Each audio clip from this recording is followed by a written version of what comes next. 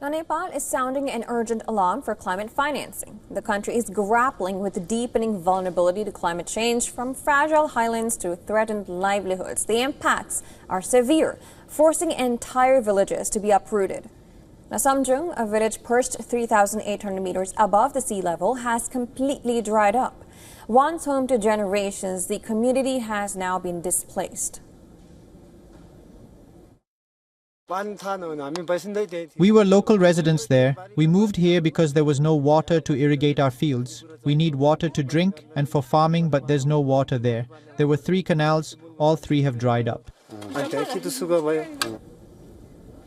For Samjung, drought and mounting losses began around the early 2000s. Traditional mud homes built for dry, cold mountain conditions started crumbling under increasingly intense monsoon rains. And that's a shift scientists attribute to climate change.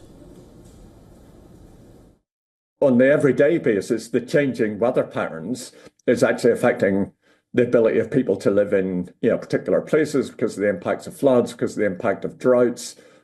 Which basically affects the bottom line, the productivity and the profitability of farming and other sorts of livelihoods. Retreating glaciers are the most tangible and direct evidence of climate change. Reports warn that up to 80% of the glacier volume in the Hindu Kush and Himalayas could vanish in this century if greenhouse gas emissions are not drastically cut.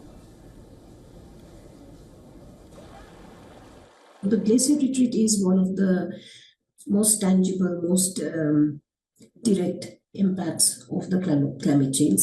And in many cases, because glacier is it's a frozen water reserve, right? So that water reserve is very, very important for the livestock as well as agriculture sectors, even in high altitudes.